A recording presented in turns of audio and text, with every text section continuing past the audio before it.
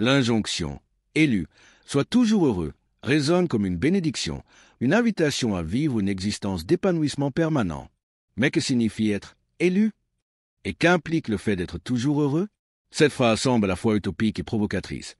Elle pose la question du destin, du bonheur et de la responsabilité de vivre pleinement sa condition d'être humain choisi pour un rôle, un message, une existence particulière. L'élu, figure du sens et de la singularité, une élection existentielle. Être élu, c'est avant tout être appelé à une mission, à une conscience plus aiguë de soi et du monde. L'élection n'implique pas nécessairement un privilège sur les autres, mais plutôt une prise de conscience du sens, une lucidité, parfois même une charge. Dans les traditions religieuses judaïsme, christianisme, islam, l'élu est celui que Dieu choisit pour porter un message ou accomplir une œuvre.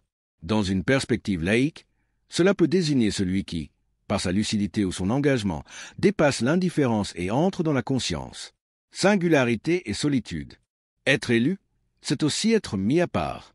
Cela implique une certaine solitude, voire une souffrance, car l'élu vit souvent dans une tension entre sa propre quête de bonheur et les exigences de sa mission ou de sa conscience. Le bonheur, une injonction paradoxale. Peut-on être toujours heureux? La formule semble contradictoire. Le bonheur, par nature, est souvent perçu comme éphémère, fragile, soumis aux aléas de la vie. Dire à l'élu « sois toujours heureux », c'est lui imposer une constance émotionnelle qui semble difficile à atteindre. La philosophie stoïcienne propose cependant une forme de constance dans la paix intérieure. Le sage reste serein même au cœur de la tempête. Le bonheur comme état d'âme, non comme émotion. Le bonheur n'est pas seulement joie ou plaisir. Il peut être compris comme une acceptation profonde de soi et du monde, une paix intérieure. Dans ce sens, l'élu peut être toujours heureux, non pas parce qu'il rit sans cesse, mais parce qu'il habite pleinement sa vocation. Élu, sois heureux, une responsabilité éthique et spirituelle. Ah, le bonheur comme devoir. Le bonheur de l'élu ne lui appartient pas uniquement. Il devient un témoin, un miroir, un guide. Sa joie, même silencieuse, irradie autour de lui. Il a le devoir d'être heureux, non par égoïsme, mais pour ne pas trahir ce qu'il a choisi. Être heureux, c'est rendre grâce. Le bonheur devient alors gratitude envers la vie, envers ceux qui ont permis cette élection, envers une force supérieure. Résilience et dépassement. L'élu, confronté aux épreuves, ne se laisse pas consumer. Il transforme la douleur en chemin d'élévation. Son bonheur réside dans cette capacité à donner du sens à ce qui semble manquer. Vers une sagesse du bonheur élu. Dire « élu », sois toujours heureux, c'est inviter à une sagesse de vie. Ce n'est pas une promesse de facilité, mais un appel à vivre pleinement, lucidement, avec amour et courage. C'est une formule à la fois exigeante et profondément libératrice, qui fait du bonheur non pas un caprice de l'instant, mais une fidélité à soi-même, aux autres et à l'univers. Le paradoxe lumineux du bonheur élu. Être élu et être toujours heureux pourrait sembler incompatibles. L'élection semble appeler à la gravité, à la responsabilité, parfois même au sacrifice.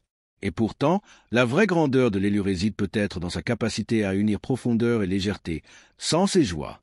Il est celui qui, traversant les ombres, ne perd jamais de vue la lumière. Son bonheur n'est pas celui d'un confort, mais celui de la cohérence. Il est heureux parce qu'il est aligné. Chez lui, le bonheur devient un rayonnement tranquille, un état d'âme posé, une flamme douce qui ne s'éteint pas au moindre vent. Il ne nie pas la douleur, mais il refuse de s'y perdre. Il la transforme, la recycle, l'ensemence de sens. Un bonheur qui se cultive, sagesse, foi, présence. La sagesse du présent. L'élu est toujours heureux parce qu'il a appris à habiter le présent. Il ne cherche pas dans demain ce qui ne peut se trouver qu'en maintenant. Son bonheur naît de l'intensité de la présence. Ce n'est pas demain que je vivrai, c'est aujourd'hui que j'ai choisi d'être. Une foi dans le mystère. Il est heureux aussi parce qu'il croit. Pas forcément au sens religieux, mais au sens fondamental. Il croit que la vie a un sens, que tout est relié, que chaque pas mène quelque part. Cette foi tranquille est la source profonde de son bonheur. Même quand tout semble s'effondrer, il garde en lui une confiance indestructible, une offrande silencieuse.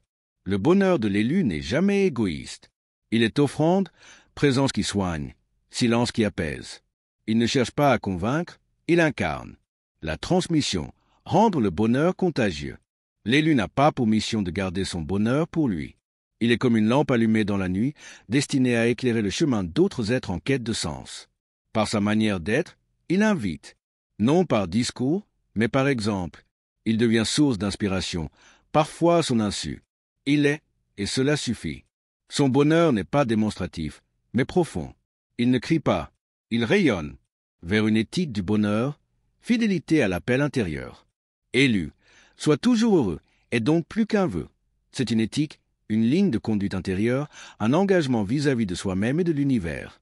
Être toujours heureux, ce n'est pas nier les larmes, c'est être fidèle à ce que l'on est profondément, à ce pourquoi on a été appelé.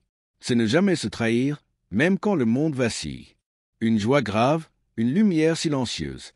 En définitive, l'élu n'est pas heureux parce qu'il a tout, mais parce qu'il est tout entier dans ce qu'il est. Son bonheur ne dépend pas des circonstances extérieures, mais de la clarté de son être. Il a compris que le bonheur véritable est une forme de paix sacrée, une joie grave, une lumière silencieuse. L'épreuve, le creuset du bonheur véritable. Aucune lumière ne brille sans avoir connu la nuit.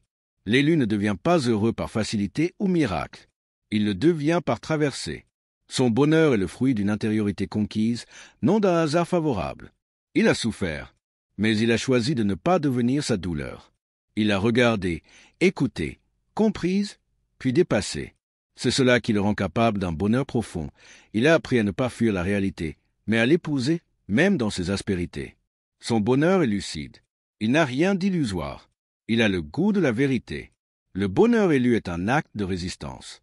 Dans un monde souvent cynique, rapide, bruyant, être heureux est un acte révolutionnaire. L'élu résiste non par les armes, mais par la paix qu'il incarne. Il oppose au chaos ambiant une force douce, une clarté intérieure. Il choisit d'aimer quand il serait plus simple de se refermer. Il choisit d'espérer quand l'espoir semble naïf. Il choisit d'être heureux, non par déni, mais par volonté. Le bonheur élu est volontaire. Il est un oui libre, un engagement quotidien, presque un vœu sacré. C'est un choix permanent d'alignement avec le vivant. L'élargissement. Chacun est appelé. La beauté de cette phrase, élu, sois toujours heureux, c'est qu'elle ne s'adresse pas à une élite inaccessible. Elle nous murmure quelque chose de plus vaste. Nous sommes tous appelés à l'être. Élu, non parce que meilleur, mais parce que capable d'entendre. Capable de répondre à l'appel du silence, du sens, de l'être. Ce qui fait l'élection. Ce n'est pas une origine divine inaccessible. C'est la disponibilité intérieure, l'ouverture du cœur, la volonté de vivre autrement. La joie comme posture spirituelle. La joie dont il est question ici n'est pas euphorie passagère ni excitation. C'est un fond stable, un souffle. Elle est le fruit de l'unité. Unité avec soi, avec les autres, avec le monde, avec ce qui nous dépasse. Elle devient une posture spirituelle, une manière de regarder la vie, de marcher dans l'existence, de parler, de se taire, de respirer. Une manière de recevoir et de donner. Cette joie-là ne se réclame pas, elle se cultive. Elle demande patience, attention, silence, vérité. Épilogue, un appel à vivre plus haut. Ainsi, élu, sois toujours heureux, devient une invitation à chacun de nous. Ce n'est pas une injonction irréaliste, mais un cheminement possible, une piste de lumière. Un rappel que, malgré les blessures, les absences, les chutes, la joie reste une destination accessible, voire naturelle, si l'on s'en approche avec sincérité. L'élu, au fond, c'est celui qui choisit la lumière quand rien ne l'y oblige. Celui qui ne renonce pas à la beauté, même dans la poussière. Celui qui aime sans raison et sans retour, simplement parce qu'il est fait pour cela. En définitive, l'élu n'est pas heureux parce qu'il a tout, mais parce qu'il est tout entier dans ce qu'il est. Son bonheur ne dépend pas des circonstances extérieures, mais de la clarté de son être. Il a compris que le bonheur véritable est une forme de paix sacrée, une joie grave, une lumière silencieuse. Et si cette phrase, élu, sois toujours heureux, n'était pas une utopie, mais un appel à chacun, et si nous étions tous élus, à condition de répondre à l'appel du réel, du beau, du vrai,